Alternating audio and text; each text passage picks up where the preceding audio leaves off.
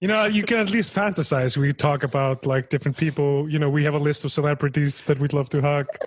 Or high five. Yeah. It's hug, marry, kill. Yeah.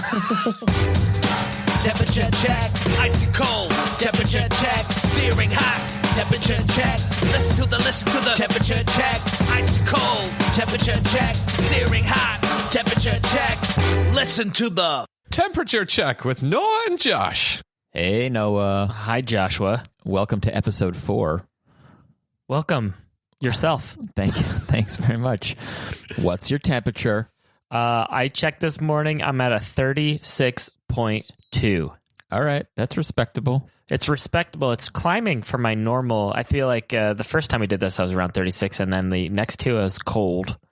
Now what are you at? 36 even. There you go. That's pretty good.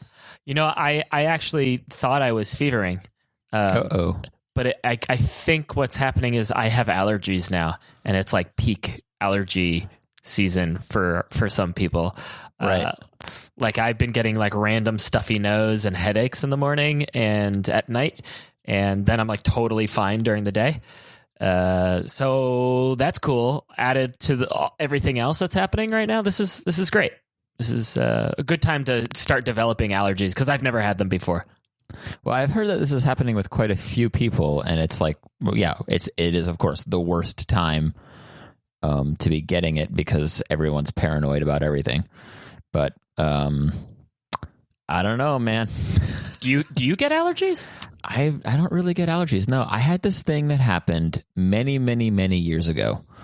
Shortly after our father died, I started having like really, really bad problems, just breathing. Like I would have these things happen all the time where, especially when I was trying to go to sleep, where I couldn't get a full breath. I had like really horrible shortness of breath. And I went to my general practitioner, went to my, family doctor, whatever. And he said, it could be a lot of things. I went to an ear, nose, and throat guy. He checked out my nose, like everything. They said, it could be allergies. I went to the allergist. And keep in mind, this is in America. That's money out of the bank. Years ago now. No, longer. 14 years. Jesus Christ, the math. This is 14 years ago now. And I'm paying like $50 each time I'm going to any doctor, every time for copay, all this stuff. And I had a full allergy test taken. And he's like, you're allergic to you're probably like mildly allergic to some dust and to cockroaches. And I was like, I don't think that's my problem right now. I've been living in New York City at that point. I've been living in New York City for like 6-7 years, clearly living amongst and with cockroaches because it's New York City. Like, I don't think this is my problem. And then, it was right around that time I started going to see a therapist to help out with some of the mental issues going on. And like after a month or two, I told her about this medical problem that I'd been having that was still ongoing, shortness of breath, this crazy thing happening to me. And she's like, you're having panic attacks. You have anxiety and you're just having panic attacks and you have shortness of breath. And I was like, what? And she's like, yeah. And like, sure enough, like as soon as I realized that, and then after, quite a few sessions with her, like it got better. Like it had nothing to do with anything physical, but, the allergy tests that I had to take was quite intense. They've I'm for some people clearly this is not new, but like they have this like row of these tiny little needles that they just run along your arm or your back and just prick you with a bunch of stuff, and then they wait and see what gets inflamed. Yeah, I had one of those. They didn't prick me, but they just dropped tinctures of different stuff onto my skin. I don't know if you remember this, but when I was a teenager, I also had bad acne and had zero recourse for figure. There was no discerning. There's nothing, right? We were They're trying like, to you're 15, you have acne. And mom brought me to an allergist who was famous for kind of being a one-trick pony. And his whole thing was milk allergies. And he did the whole allergy test on my skin, and he did the lactose allergy, and nothing happened. There was clearly no inflammation. And then afterwards he was like, well, it's probably this milk thing. And I was like, Your test just proved that it's not. I know. And then for like 6 months, I was vegan in high school. Yeah. And acne was as bad as it ever was. I think I had a very similar experience, except that I had this dermatologist who, like, he prescribed me Accutane. Oh, no. I know, which was really crazy. At the time, I didn't realize how insane it was, even though I did in a way realize the insanity that I had to go through. But it's such a perfect encapsulation of American medicine, because in order to fight, acne, Bacne. I'm so glad I didn't know about that term when I had it. Bacne. This guy prescribed me Accutane, which has these insane side effects. One of which is like suicidal ideation. It's like suicidal thoughts. Yeah. as if having the acne that requires this medicine isn't bad enough. One of the side effects is that you become suicidal. It was just like so insane, but it can really fuck up your whole renal system. So they have to take blood tests every 2 weeks while you're on the medicine to make sure that your kidneys are still functioning correctly. And I had so many blood tests that the vein in my left arm where they'd been drawing collapsed. They couldn't use it anymore. They had to switch to my right arm. Oh, no. And I remember shortly after that, I was like, I just told Mom, I'm not doing this anymore. Please don't make me do this anymore. This is just awful. And all it really does is it just dries out your skin. Like that's what they thought the solution was. Right. Yeah. For women who take Accutane, you're forced to go on birth control. Oh, even if you're not sexually active. That's like an insurance thing. It's so fucked up. So fucked up. I'm just glad that it's over. Good. Stories from yesteryear.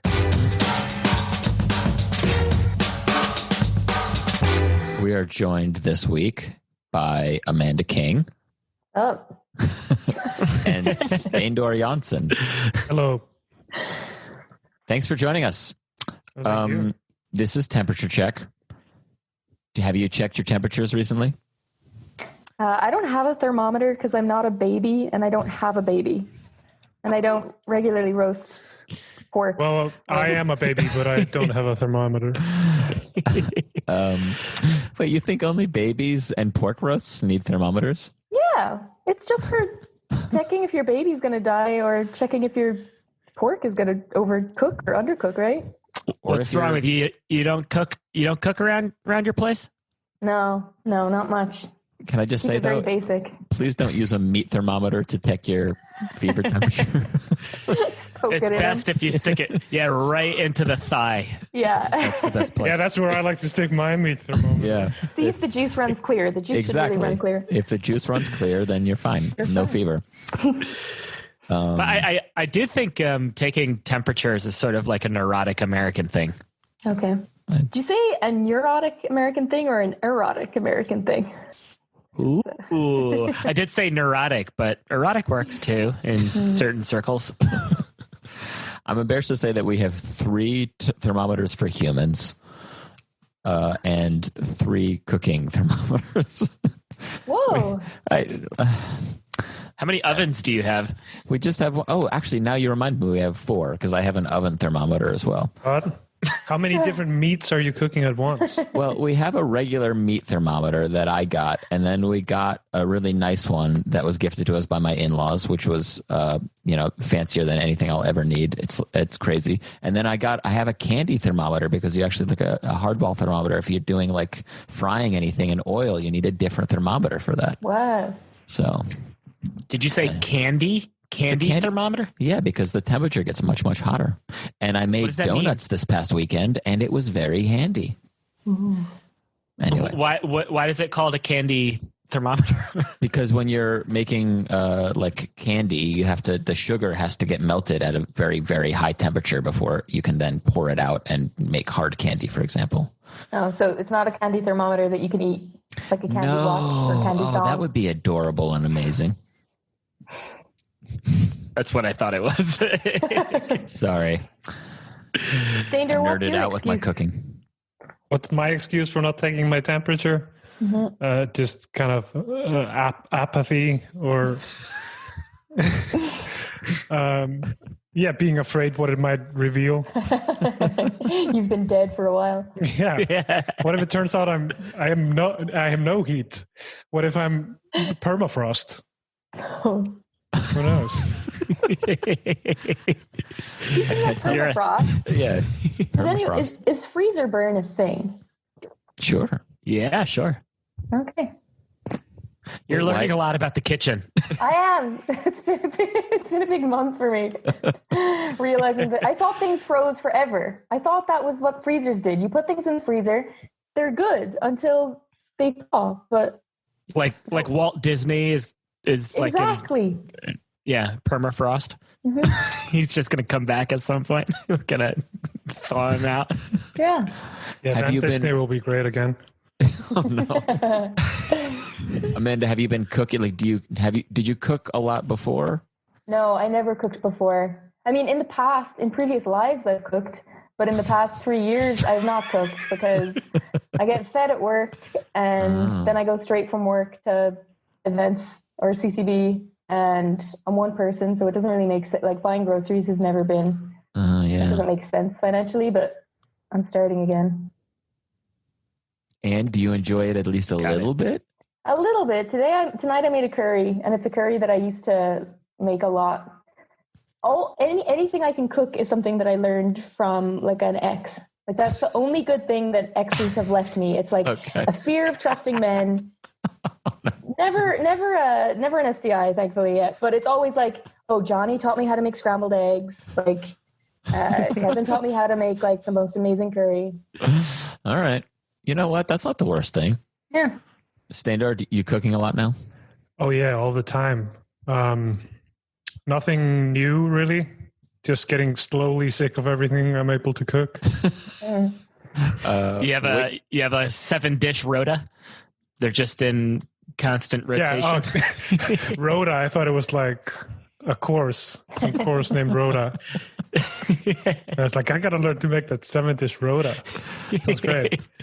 No, I go to the store once a week and I buy the same thing, and it's just go through the week-long rotation of food. Lasagna Mondays. Like, I do the full Garfield every Monday. One lasagna only lasts one day? No, then it's lunch the day after, I guess. Oh yeah, all right, that makes sense. Wait till you have kids and they only like one thing, and that's just all you make all the time. I'm gonna have to wait a while, I think. That's all right. You think I want kids in this situation? No, I'm just saying. Actually, I might have a kid just for entertainment. Like, wow! Like, I've been thinking about getting a pet. So I guess if I can't go to a pet store, the next best thing is try to make one. I found this weird phenomenon where like people all seem to get the same kind of it's like this extreme version of zeitgeist where it's almost like simultaneously a lot of people come to the same conclusions, come to the same ideas. Like yeast is nowhere to be found because everyone's like baking all of a sudden, which I mean, I guess it kind of makes sense, but it also seems like a little bit of a weird thing. And then apparently like everyone's jogging now, including like I started jogging last week, and it turns out that's like what everyone's fucking taking up now. And everyone's getting animals. Everyone's getting animals, exactly. I'm trying to think of other things to prove this theory correct, but and the PornHub Premium. Oh. I guess I didn't hear that part. I don't know about that. I thought we weren't supposed to support them. I thought they were a bunch of assholes. PornHub? No, PornHub are cool. Really? I thought that they... Yeah, but I thought that I hear they're a bunch of assholes is one of their subjects, I think. That's one of the... That's just one of the tabs. It's a bunch of assholes. No, apparently they had like a lot of videos of, first of all, sex? Womenage. It's crazy. They have a bunch of sex videos on it. Did you know about this? People doing sex on videos. Yeah, but there's like underage girls and women who did not give their consent to be videotaped, and the videos were up on their website even after they were notified, and they didn't do anything to take them down. After they were notified. Yeah. Yeah, that's shitty. I was already kind of sorry, go No, ahead. you go ahead. No, I was already kind of against it just for like it's become this like brand name association where it's the only thing you can talk about in terms of porn is like it's the easy reference, like you talk about Netflix or Band-Aids or like Kleenex or stuff like that. You know, name drop some other porn sites, please. UJizz is my go-to. Purely UJizz? because I like the name, UJizz.com. But can you? Sure can. Is it UJizz question mark? I feel like that's a confusing website though, because that could be spelled so many different ways. It's spelled like YouTube. So when I go to type YouTube, this is always comes up first. So I have to put in the T for Private YouTube. browsing mode. I mean, I guess you're the only one in your apartment.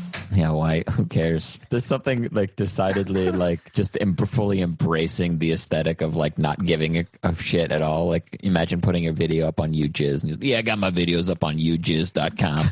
Yeah. You can't pretend it was an accident. You know, it's not like... Oh, RedTube? I thought it was just a different kind of YouTube. Xtube? I thought there was a lot of BMXing. I don't know. I haven't been that horny. I got to be honest with you. Yeah, I mean, I'm so tired by the end of every night. It's everything I can do just to like not fall asleep on the couch and make it to my bed. Anyway. So you've been watching porn? Yes, because I've just been watching so much porn. It exhausts me. It's so exhausting. Now, Josh, I know all of us are in live-in relationships. Is that what they call it? Live-in relationships. No, I mean, you can be... you live with the person you're in a relationship with. Yes, So, yeah. I mean, I guess porn viewing habits would, you know, change up in this scenario where you're with that person. You gotta come to a mutual understanding, I guess, on what genres you like or whatever. The 20 minutes that you need alone in a particular room. I can't just like click my usual tab of a bunch of assholes. Well, I have an office. I have an office that I have to do work in every day. I've got a balcony. Daddy's going to work. Go away, kids. Daddy's going to work. I want to be very clear that I have not done this at all because I am watching my children during the day. I am not sneaking away to masturbate in my office while I am on kid duty. Just so everyone is totally clear. I think sneaking away would be preferable to not sneaking away. Yeah, you can't show your kids the stuff. I mean, right. Okay. Let me make it clear. I am not masturbating at all.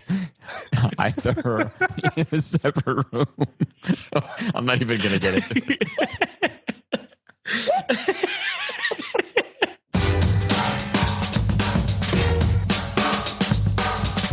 Speaking of games and podcasts and being stuck due to coronavirus, we are not the only podcast that has gotten started during and because of coronavirus. There have been a lot of them.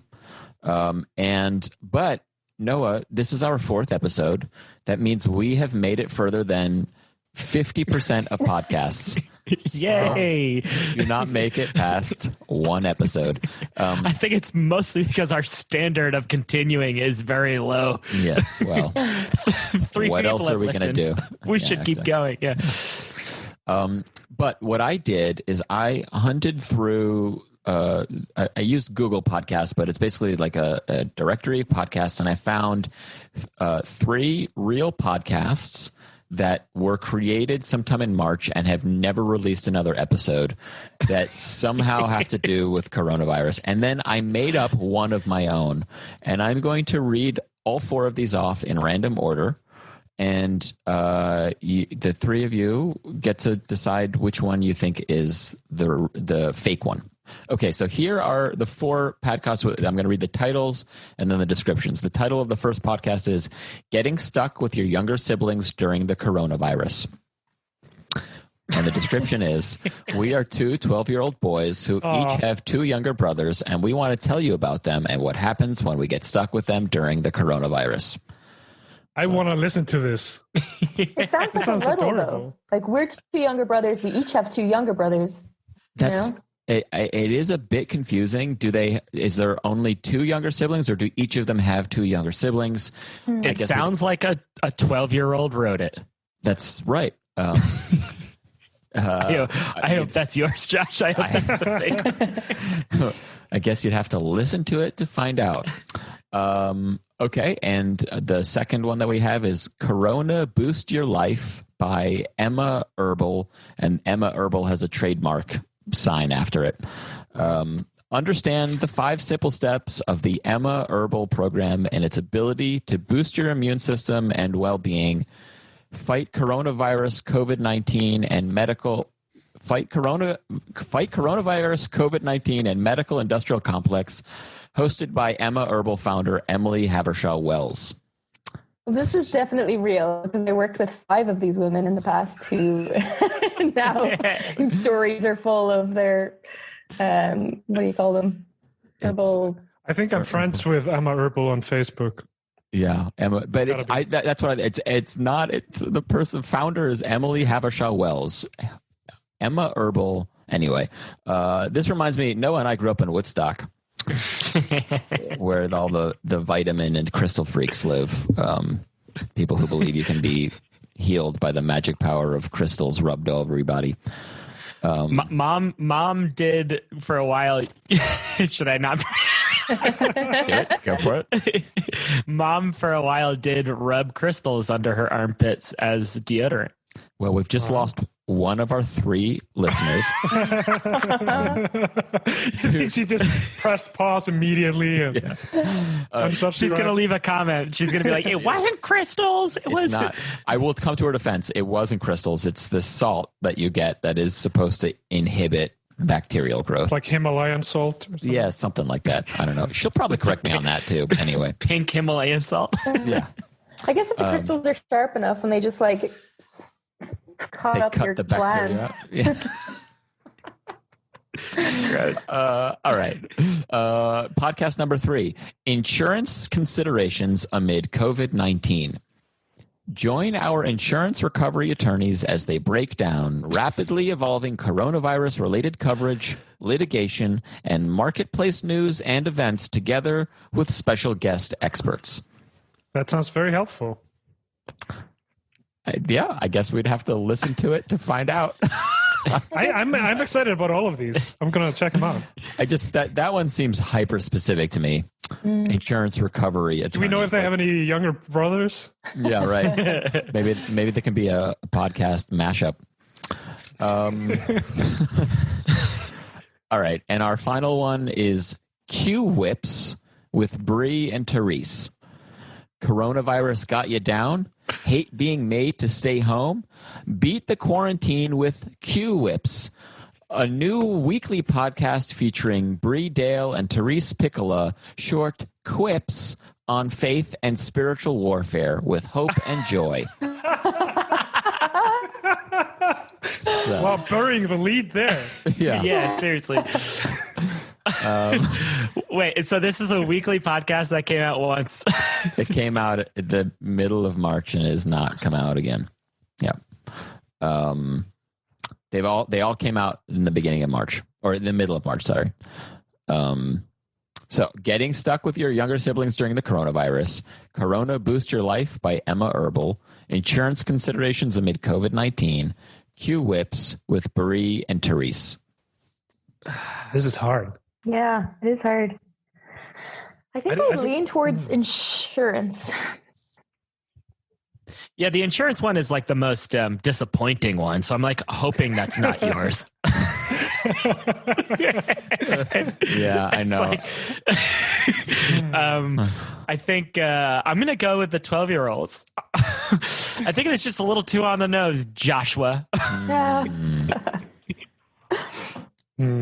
Yeah, I think I'll pick Emma Herbal then. All right, Steindor wins. I made up.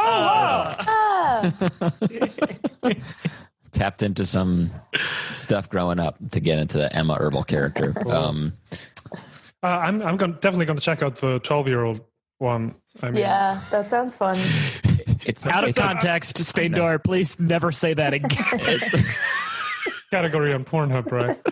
That's the tab next to bunches That's of what I've been assholes. reading on the news. I don't know.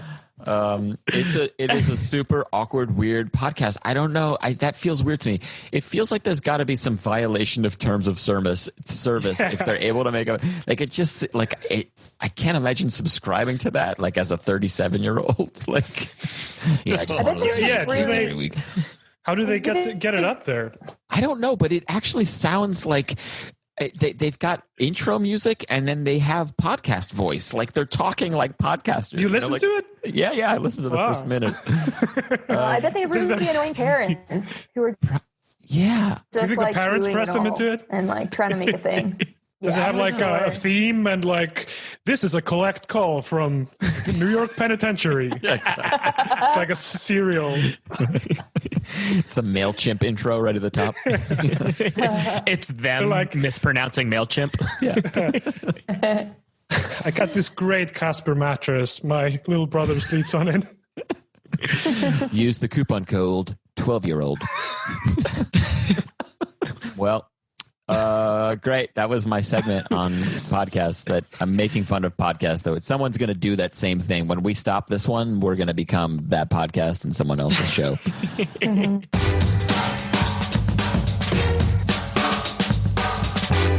We're talking to Damien Warren-Smith, who some of you may know as Garry Starr. Hey, Damo. G'day. Oh, nice, man. Nice. Good morning. It's It's 10 o'clock at night here. Oh, right. What? Yeah. Oh, my God. That's crazy, dude. I totally forgot. How's it going? Yeah, man. I'm good. Yeah, I'm really well. I'm just, it's been a crazy few weeks. I mean, 3 weeks ago I was in Vegas. Now I'm, in my mum's house in Australia. Yeah, so I spent the first 2 weeks at a mate's house just because my mum's in her 70s, so I thought, didn't want to risk it. So I self-quarantined there. Then I came down to my mum's place and just been staying with her now doing DIY. Where's this going out, by the way? Because I'm naked, so. It's a podcast. No one can see you. Oh, okay. But Good. I mean, let's be honest. Thousands of people have seen you naked. Yeah, it's true. I find it strange if people aren't looking at me naked. But I was really lucky because 3 days after I arrived in Australia, they changed the laws, and now everyone who arrives is put up in a hotel for 14 days. And it's a bit shit, I think, because, a lot of people are saying that they're nice hotels, but, it's a hotel room. You're not allowed out. They haven't got any windows. And so I got to stay at a mate's place and go to the beach and go walking in the rainforest. And I actually did check because the first couple of days of quarantine, I didn't leave the house. And then my friend who I was staying with looked at the New South Wales government website and was like, you do realise that you're allowed to go out for walks? And I was like, what? So I went out walking every day. That's a hell of a revelation. It is nice, but it's not really a quarantine if you can go outside, is it? How is that, by the way? How is living with mom again? Do you know what? It's really good. I'm using it as an opportunity. I'm doing a lot of DIY, so like finished painting the bathroom, the laundry, and I got plenty of spare time, but using it as a time to just kind of, because I'm not used to, I haven't really lived with someone for a while. I was quite often living on my own. I'm starting to get to a point in my life where I'm like, how am I ever going to be able to live with someone again? So I thought, okay, I'm going to use this as an opportunity to be a good person to live with. So because it's very easy when you go home to slip back into what it was like when you were a teenager. Oh, yeah. And be like, oh, Mom, what's for dinner? And like, oh, no, I don't want to wash up. Or like, can you do my washing? So I'm like, no, I want to be a responsible adult, and I want to try and be the kind of person that people would want to live with. So I'm being useful. I'm doing things, and I'm cooking dinner, and I'm making a point to do this. And then when one day I do actually meet somebody, then perhaps and live with them, I could be a good person to live with. We can keep our fingers crossed for you. Your mom must be loving this, though. You've been away from home for a while, not just out of the house, but out of the country for a long time, isn't it? Been away from Australia. I haven't lived in Australia for 15 years, so she's pretty happy to have me home. Maybe we should give the listeners a bit of context here. Damien, do you want to explain sort of what your character, your clown, is, and what the show was that you were doing in Las Vegas? Yeah, so in Las Vegas, I was I was in a show called the Atomic Saloon Show, which was a sort of a circus variety show, and I was I guess you'd say the sidekick to the MC, and I was playing like a Southern American preacher, and I just, at the beginning of the show, I said I was there to just to, make sure that there's no sinners in the place, because it was kind of the idea it's set in a kind of Wild West saloon bar brothel kind of, and I was the local preacher who was, to begin with, pretending that he was there to do the Lord's work, but by the end of the show I was naked, swinging from the ceiling, arse crack in people's face. I was snogging men, and just like it just got more and more outrageous. And that kind of came from this Garry Starr character that I'd created and done solo shows with in the past. In fact, Garry Starr was born in Berlin. I was living in Berlin, and Comedy Cafe was some of my earliest Garry Starr gigs.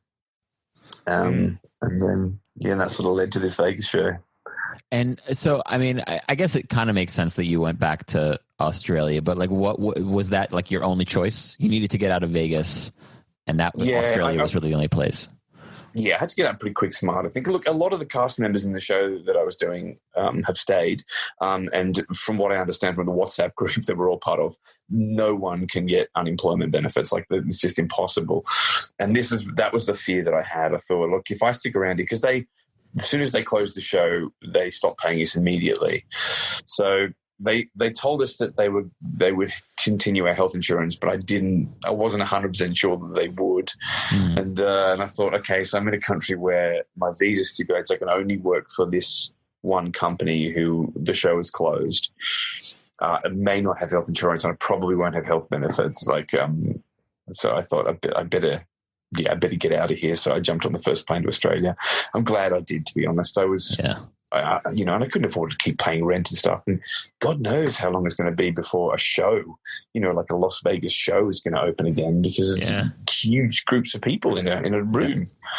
Not just the audience, but almost all those shows have huge casts too. Yeah, huge cast, but also they're very interactive. Like I climb over the audience, and I was making out with audience members. I was kissing people. And, you're eating spaghetti out of their mouths. Yeah, I really was. It was really interactive, and so that was the first number to go at the show, and then they had to get rid of all kissing and contact, and so I wasn't really enjoying the show anyway at the very end, because I was so limited in what I could do, and I've made my living out of audience interaction. I play with the audience. So I don't know if I'll go back, to be honest. We'll see. Yeah. The interesting thing for us is, like, we were at the beginning, like we were kind of like in the middle in Berlin in terms of like when shit went down.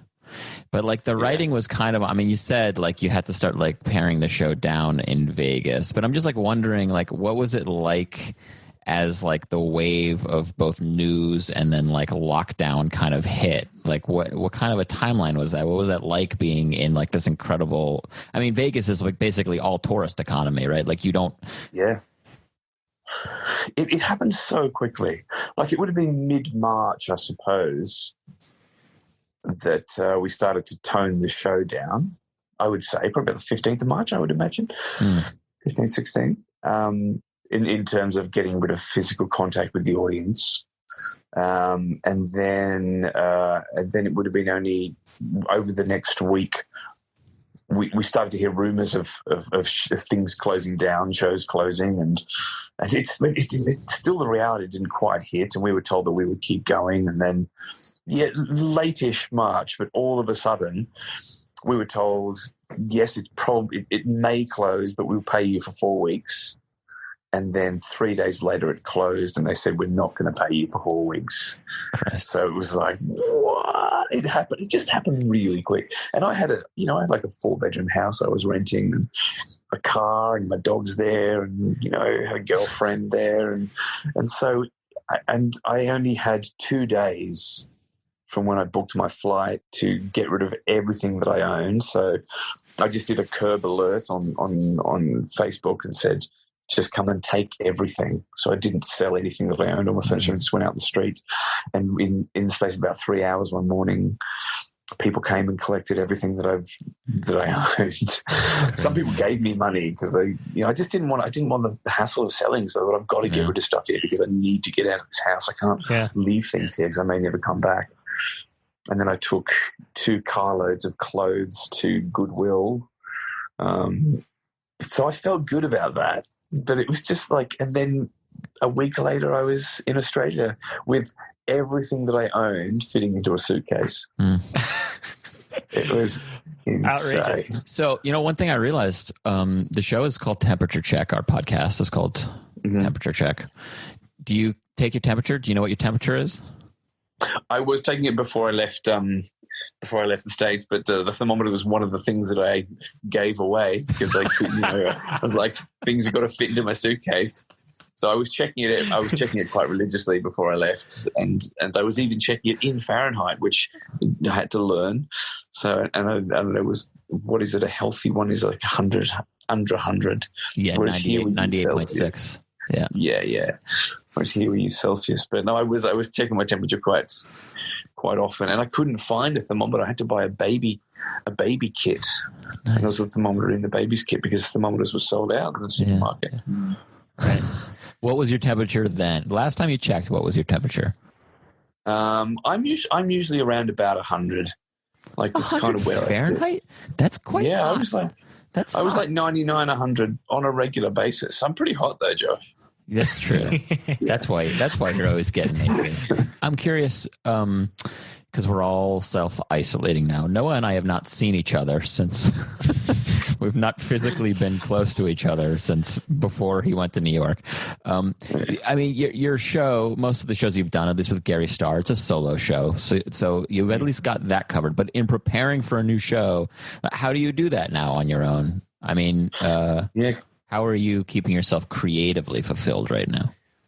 I've actually started to write a new show. So I think I'm probably going to stay in Australia because the Melbourne Fringe Festival has been moved to November. So I've started working on a new Garry Starr show, which is going to, tentatively at the moment, is either going to be Garry Starr completes the works of Shakespeare, or Garry Starr reimagines Shakespeare through mime. Yeah, I would see either one of those in a heartbeat. I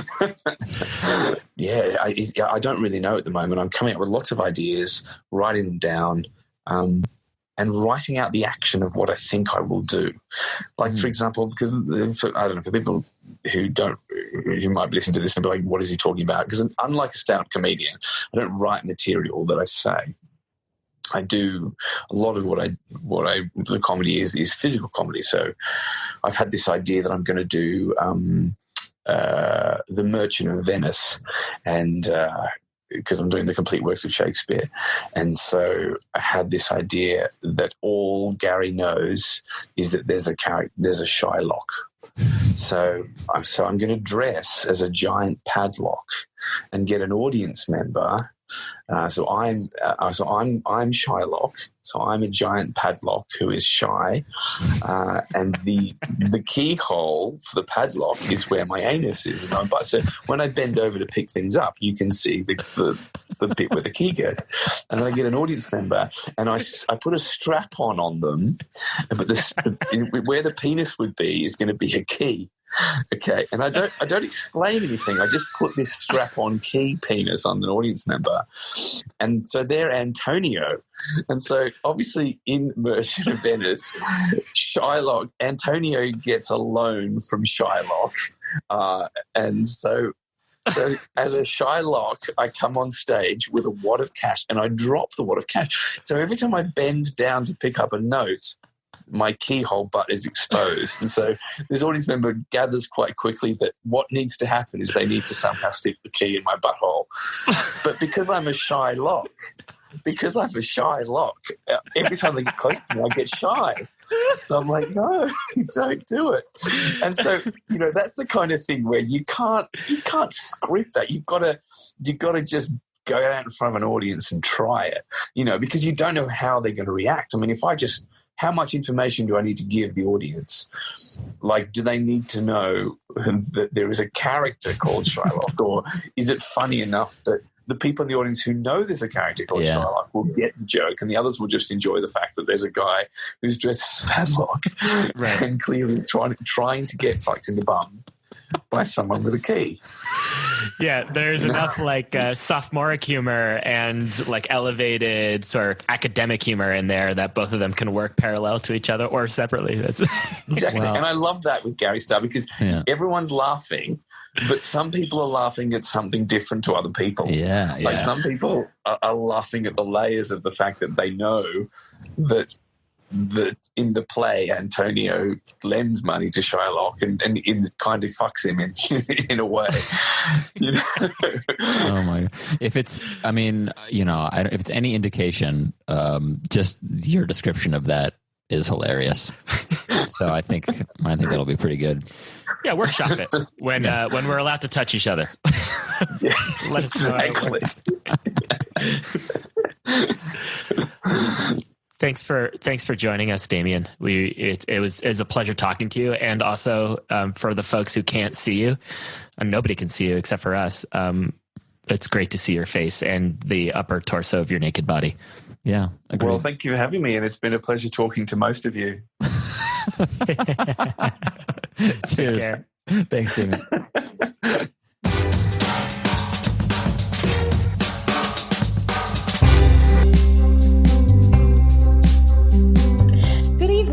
Welcome to Public Hits, the program where I interview the talented minds behind shows on public access. I'm Chet Biggles, and with me are the creators of a brand new and thrilling series debuting this Wednesday. Please welcome Hal and Al, known professionally as the Duffist Brothers. How you doing?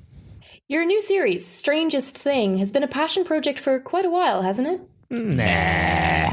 We got this thing busted out over a weekend or something. Yeah, once we saw that show, Stranger Things, we thought, we could do that. That was going to be my next question. Your show looks very similar to the popular Netflix series.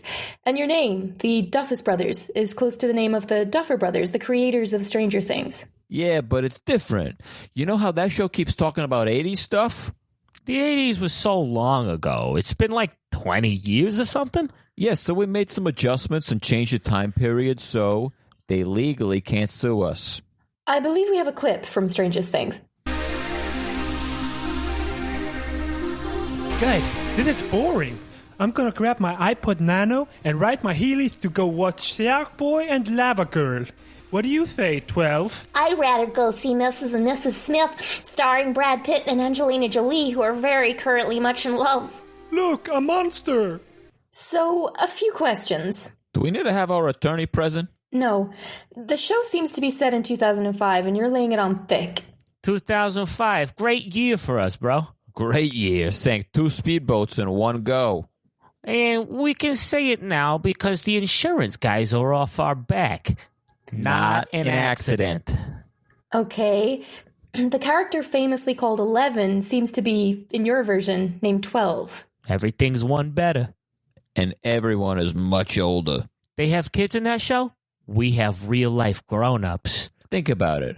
Who do you want when you're fighting a monster? A little kid or an ex-con from Long Island? By the way, we gotta find some bail money so he can do the press tour. Oh, yeah, right. I hesitate to do this, but do you want to set up the next clip? Why, yes. It's very exciting. We were able to license one of the hit songs from 2005 for this scene. And by license, we mean download on LimeWire back in the day.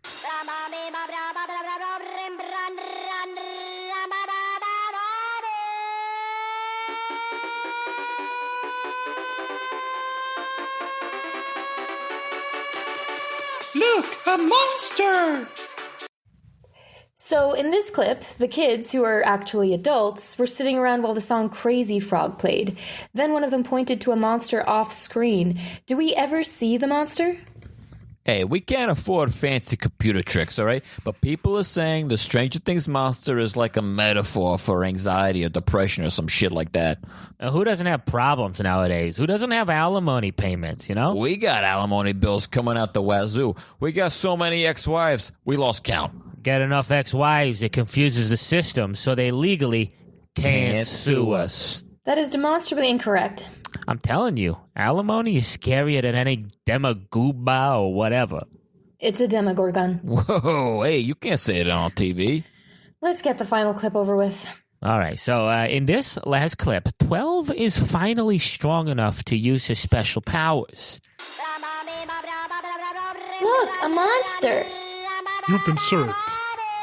This was just a process server dressed as Crazy Frog. I know what you're thinking, and yes, I'm happy to say there is a lot of child-on-child violence in Strangest Things. By the way, great name, right? Strangest Things? We got it from the public access president. He said, "This is the strangest thing I ever saw." And we were like, whoa, how did he come up with that? It's an obvious play on Stranger Things. I don't know. That's why they pay him the big public access bucks. That guy must be swimming in ex-wives. There you have it. Strangest Thing, unfortunately coming to television for a 6-episode run. Actually, we ran out of money, so the last 2 episodes are just a black screen with Crazy Frog playing on a loop. That way, they legally can't sue us.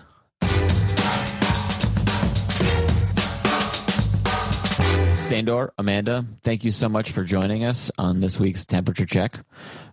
Where can we find you virtually? I've got a Facebook page. I think it's /Amanda King LOL, maybe.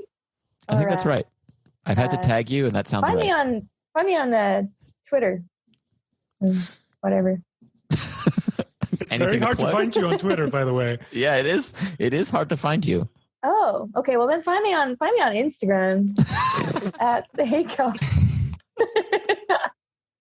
Look at my little painting. We'll put that in the podcast description as well. Steindor? Yeah, I'm Steindor Jonsson on Facebook and on Twitter. You can also go to steindorjonsson.com. I have some sketches there and also on these socials. And listen to the Berlin Open Stage Show podcast. The boss, yes, please do that.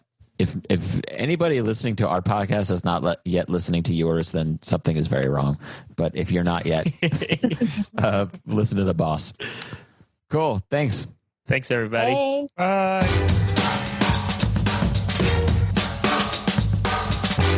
That's the show, everybody. There it is. Thanks for listening.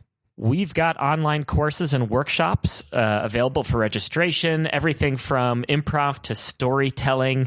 You can check that out at training.comedycafeberlin.com. If you're listening to this today, Friday, these workshops are starting this weekend, so tomorrow and Sunday. The Saturday workshops already sold out, but the Sunday workshops, there's one with Caroline Clifford on improvising to a stand-up set, and one with me on comedy storytelling. Those both have just a few spots left, so check those out. That's right. We're also live streaming shows every Friday and Saturday, so tune in. Those are on our YouTube channel, or you can just get the link directly from our website, comedycafeberlin.com.